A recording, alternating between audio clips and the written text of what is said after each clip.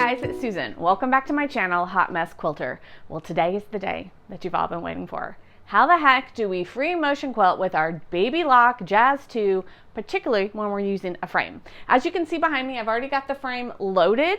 If you want another video on how to do that, I am happy to help you guys out. Just drop some comments below and we can work on that for a later time. But today we're pretty much going to focusing on my machine settings, what is working for me, what doesn't work for me, and any hints, tips, or tricks that I can pass on to you. I started free motion quilting with this machine 2 years ago. It has taken me pretty much that entire time to really figure it all out. Once I moved the quilt to the frame, it was like I had never free motion quilted before. I had to start all over, essentially. So I feel your pain, people. I feel your pain. So let's just get into it. First of all, I want to let you know that I am using a leader cloth on this particular practice quilt. I also have it ratcheted right where I want it. So let's talk a quick minute about tension. So your tension, you should be able to grab your finger from underneath. So this is my finger, woohoo, underneath the quilt. So I can grab up to the pretty much the top knuckle. So that is good tension. If I needed it to be tighter, I use these bars on the front to kind of ratchet it. I have cleaned my machine. I have a new needle. I use a 110/18 needle when I'm free motion quilting. I have the machine threaded correctly. So I have my stitch length right now at between 0 and 1. That doesn't seem to be a big issue. My stitch width actually controls the needle placement. So I have it currently at like 1.5, and that's just so my needle is centered inside that convertible free motion quilting foot. My tension is at 9, and then the foot pressure I actually have at 2. So this button over here on the side, 1, 2, 3, 0, I actually just leave mine at 2. I rarely change my settings, and these are essentially the same settings that I used when I was free motion quilting this way. And we are using glide thread today. So I tend to quilt barefoot, so I got to get my shoes cut off here, and then we'll just go right ahead. So I'm scared. Goodness, I'm nervous. All right, so let's take a few practice stitches. I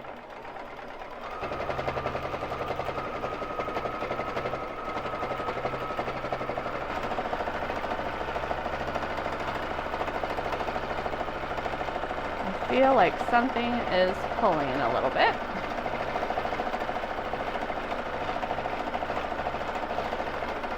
Yep, I'm getting a little pull there. Right there.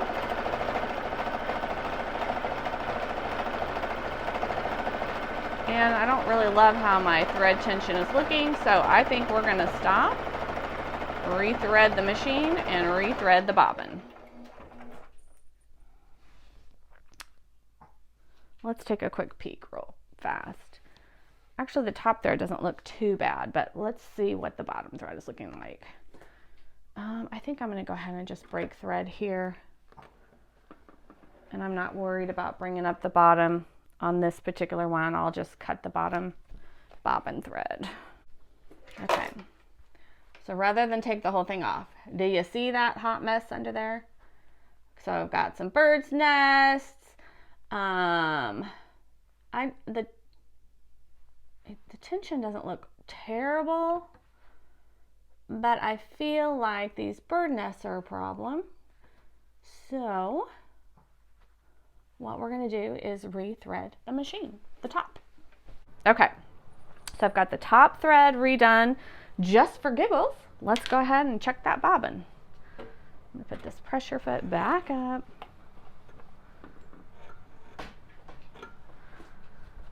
So these are the challenges with a domestic machine, right? You don't have the bobbin easily accessible. I did clean everything out, so I know it's not because there's anything dirty. So this is the glide bobbin that I use, okay, in the 60 weight. The thread should come off the top to the left, like that. All right, let's do a lock stitch. And let's go. You got to find your synchronicity.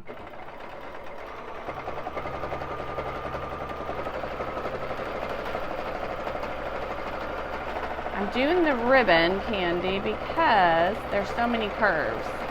And if you're like me, the curves are what get me. And those are terrible curves. Something. You see all that bounce I'm getting? So there I got caught on something. So that means we're getting nests on the back. Here's another catch.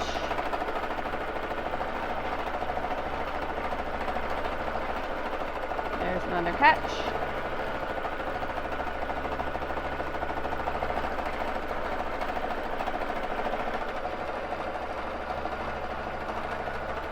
There's another catch.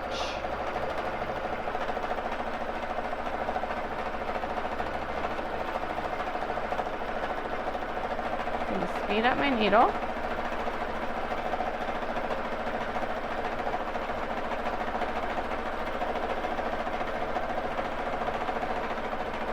That's feeling better.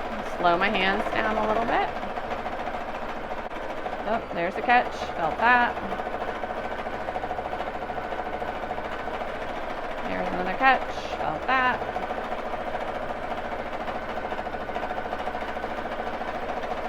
It's happening at the same time. So it's happening on this inner curve right there. So it's something I'm doing, I feel like. All right, let's come down.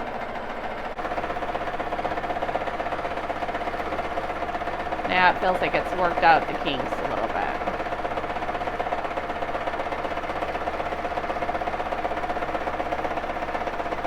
See how slow my hands are going? I am not going fast at all.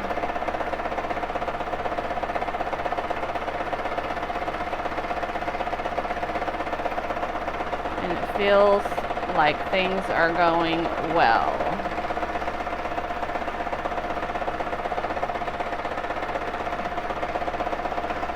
Except I'm not doing a very good job.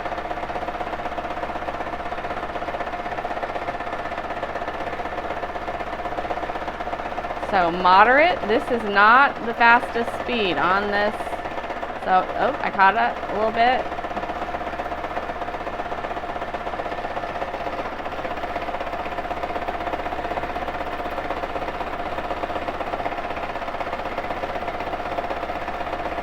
Just a moderate speed. Slow hands.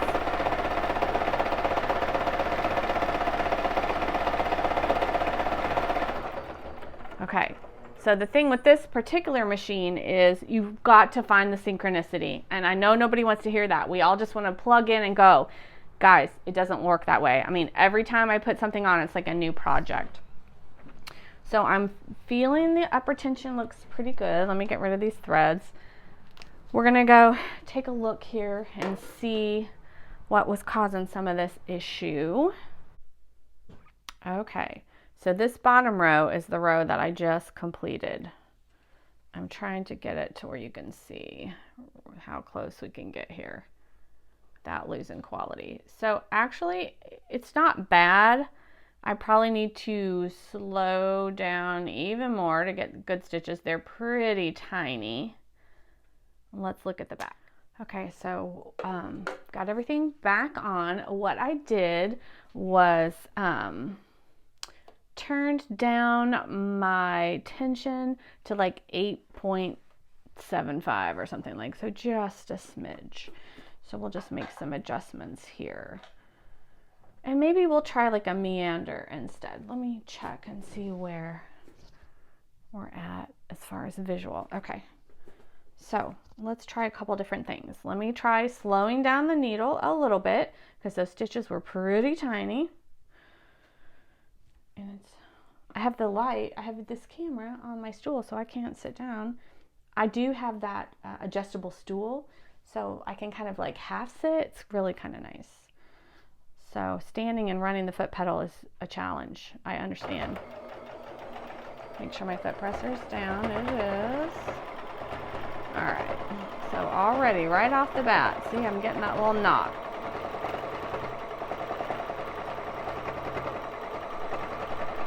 Oh, I see why. Because look, I'm at the end of my throat. Do some wavy lines. We're gonna move over here to this next section that we haven't quilted in yet. All right, so as you can see, I am as far as I can go. So really, you probably only have about 8 to 9 inches of quilting space when you're quilting. Of course, when you're going all the way across a quilt, I feel like, you know, that's not too bad. So what we're gonna do is we're gonna come over here and quilt in this space a little bit.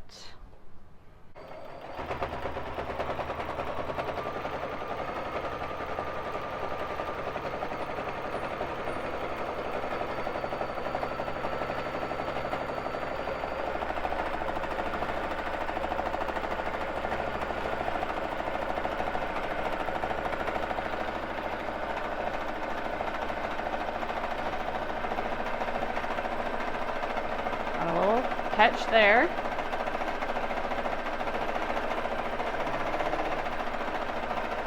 Okay, it's going a little too fast. Right now I'm not too worried about the size of my meander, you know, matching. We're just practicing. And when I do this, I think about a puzzle piece. Like how a puzzle piece looks.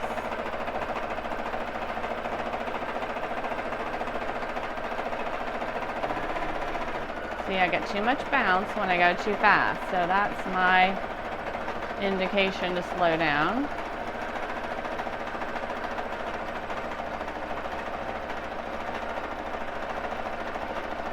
And I know I'm getting near the end of where I can safely be here. Now I've got myself worked up into a corner. So I can either break thread and move around, or I can just be like, no big deal. We'll just cross through here. I would pay more attention if this was like a quilt for a gift or something.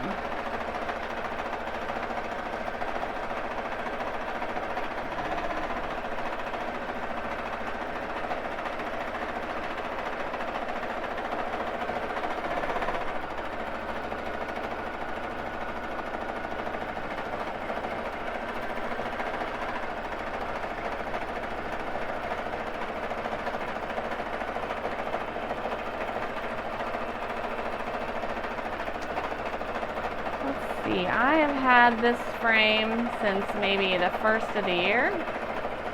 It was winter time when I bought it.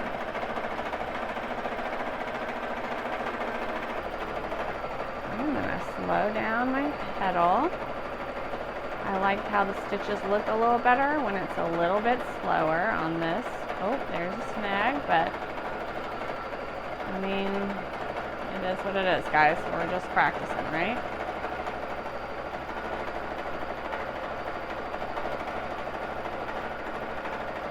It's gonna happen on a quilt. Alright, so I'm getting stuck over here. Maybe that's why I'm snagging.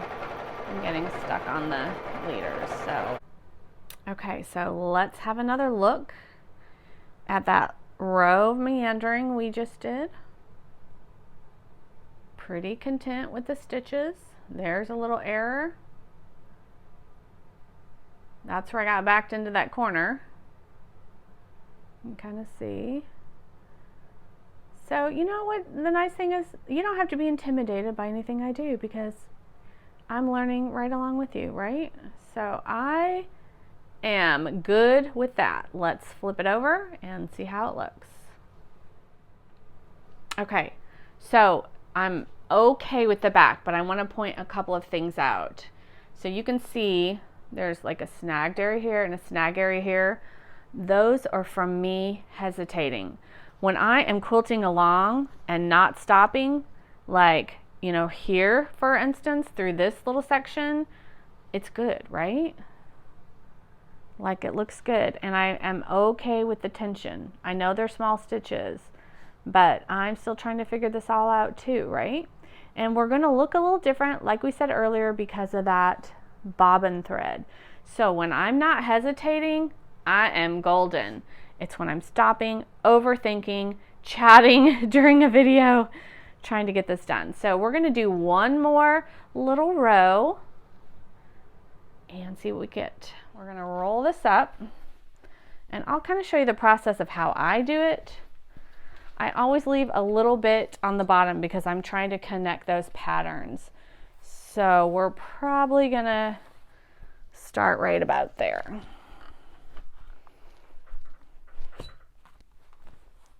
That's going to be tight, but this is practice, so it is what it is.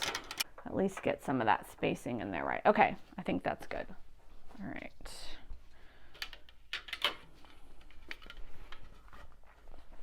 I wish I was a better teacher for you guys.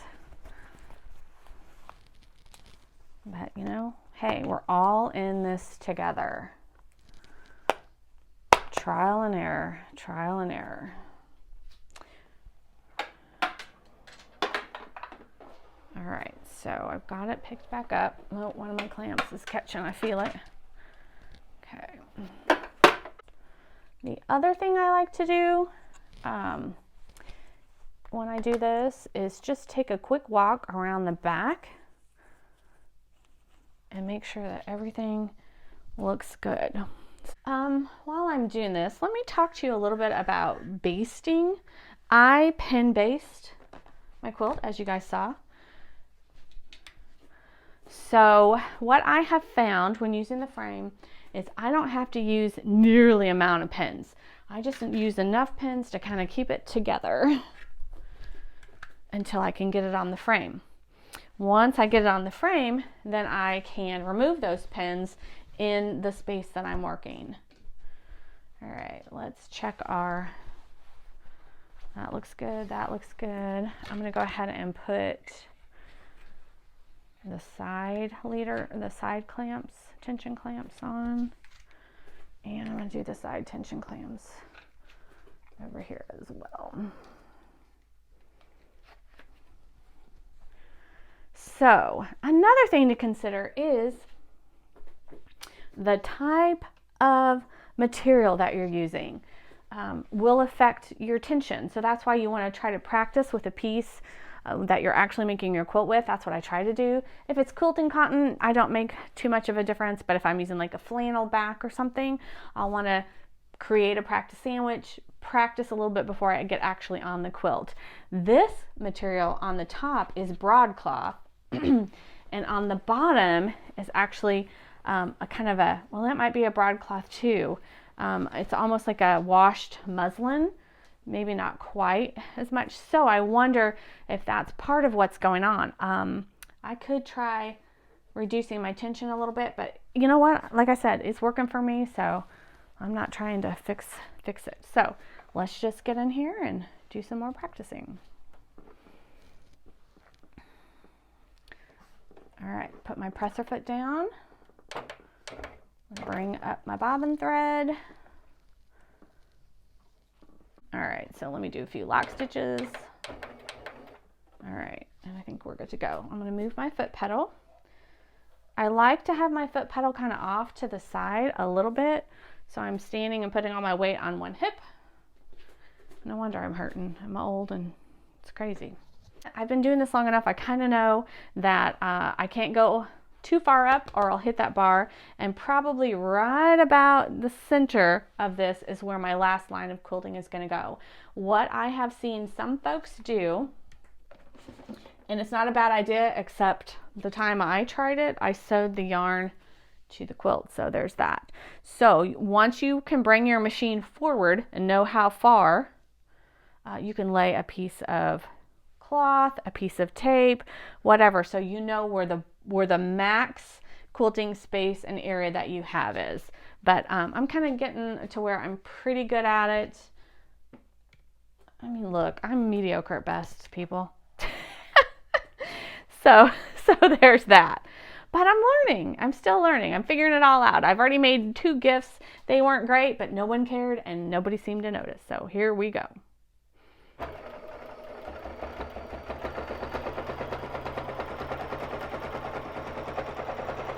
It is hard to see your needle the way I have my bar and my handle set.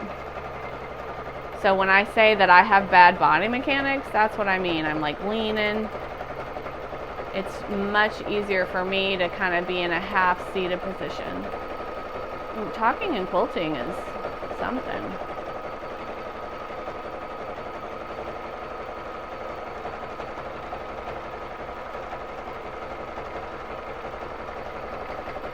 I switched to the frame because I was getting horrible tension migraines after quilting.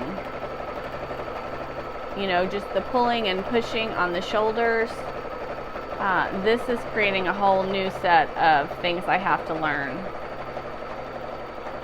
Please don't judge my meandering because I'm trying to do this and talk at the same time. That is really hard. Let's kind of see how far down we can go. So that's about my max quilting space right there because I'm feeling the drag. And I can look at my back leader bar and see. All right, so there's my first snag.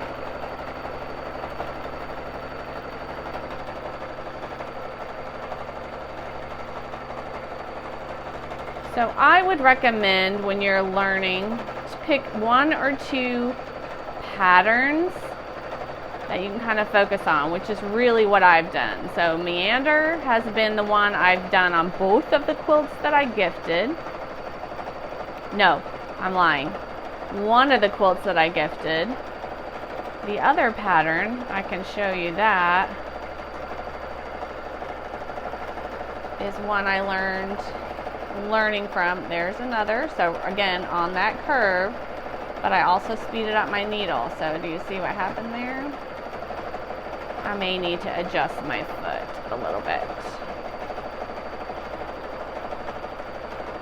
Guys, I am content where I am with this.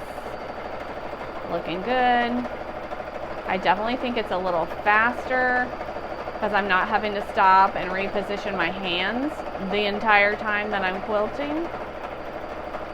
And once you find that sweet spot, I'm pretty well in that sweet spot right now. We can just keep rolling.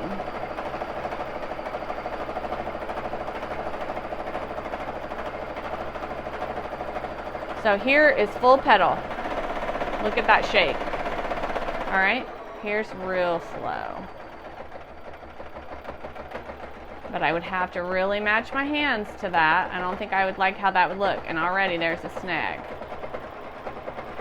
So we want to find that in-between speed where there's no bounce on the quilt, on the carriage, on you. And you cannot just go super fast with your hands. This carriage is easy to do because it's so smooth. I'm going to switch to one-handed here. Still doing okay. Haven't felt any snags since that last one. You'll know.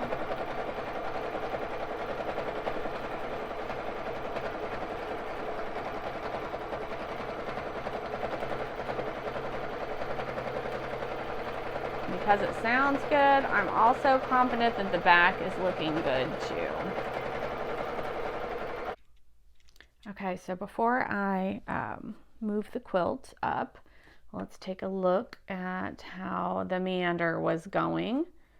Not bad. The stitches are still pretty tiny, but honestly, I am okay with that. That's where I had that little mess up. I'm not sure what happened there. But overall, not bad. So let's flip it and see what it looks like on the other side. Let me show you over here where I kind of went off real fast, you know, just to end it. You can see the stitch length changed a little bit and the bobbin tension does not look that great. But overall, now here's some snags, but again, notice they're on the curves, right? So that's, I think, when I started. So if the thread matched, I would not stress out about that. Honestly, guys, finished is better than perfect, as Angela Walters says, right? I kind of agree with that. So you can see, let's come over here. See how loose that is? It's on that curve. So it's just finding the synchronicity with the machine speed and the speed of your hand. But overall, this is not looking too bad. So I'm a pretty dense quilter. I kind of picked up that habit when I was doing it, free motion quilting, just sitting at my table and doing it that way.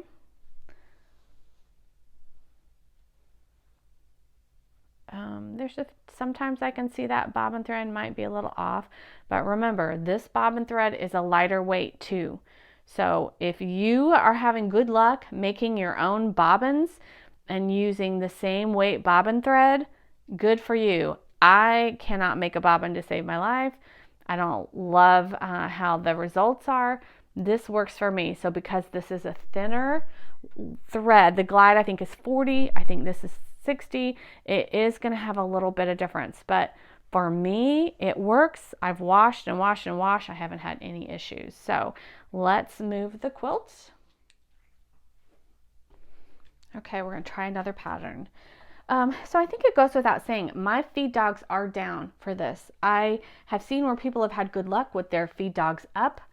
I don't know about that. I feel like you'd have to have a Supreme slider or something, which I don't have that. And just a refresher on my settings, I'm still at that 8.75 tension, and I'm content with the results. So I recommend that you check out Adria's long arm quilting, and I'll put her link in the description box below.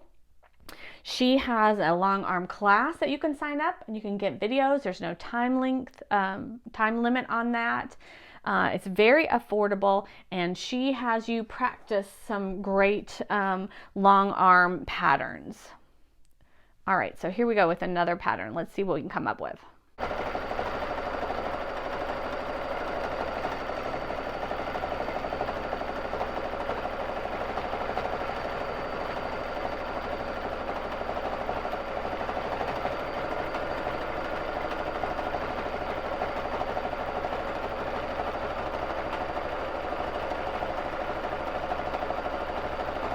I'm just making loops there. I felt something slide there. I'm not sure what happened.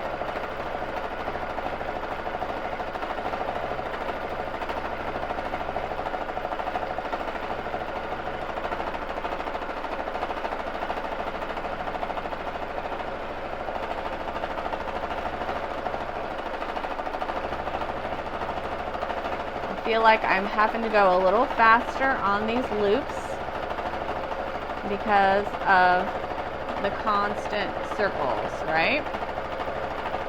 If that makes sense. All right, there's a snag.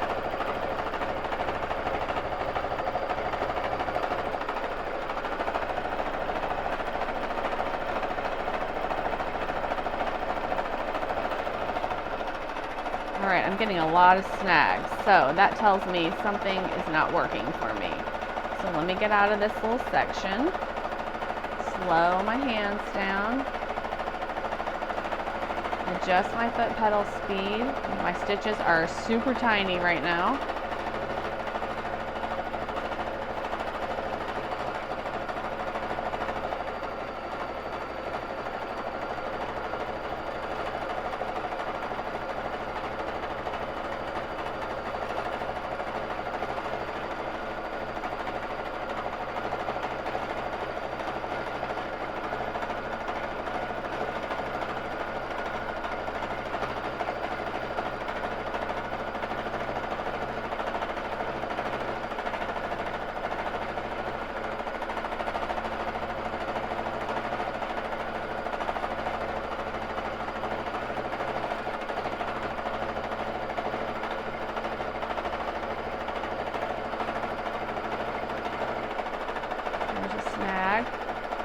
I'm kind of getting to that end over here where it's starting to bump into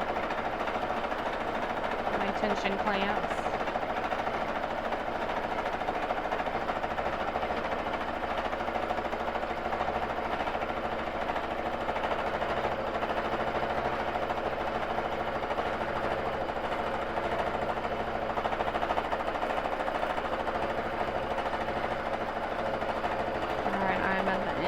far as I can go. So let's back ourselves out of here. So in real time, you saw me struggle, right? Lots of snags. Circles are hard. So this is why we practice. We do these. These are like little olive shapes. It's not awful, but there were enough snags that I would have to be like, ooh, I don't know if I can give this or not. We just kind of have to see with the back. So it's not a tension problem. It is user error. And I know you guys don't want to hear it. And I'm sorry to have to be the bearer of bad news. But overall, not bad. This is why I recommend just practicing on 1 or 2 patterns, really. And then when you get that one-on-one with your machine, then you can go for it and try other things. So there you go. That's it. That is how I practice free motion quilting with the Grace frame and the old Jazzy girl, Jazzaruna, Jazzy, Zoo, Jazz. I've called her a lot of names over the last few years, and they haven't all been good. So anyway, I think that's it. Please let me know if you have questions. You can put them in the comments below. I will gladly review them and see if there's anything that maybe I can create additional content for. Make sure that you like this video and subscribe and share it out anywhere that you can. And guys, that's it. We're all in this together, right? So until next time, bye-bye. Sun goes down. Oh, it needs to go down. Okay, let's see. Where can I go? Oh, oh, oh. Oh, oh my God. What am I doing with my life? I can't even see now.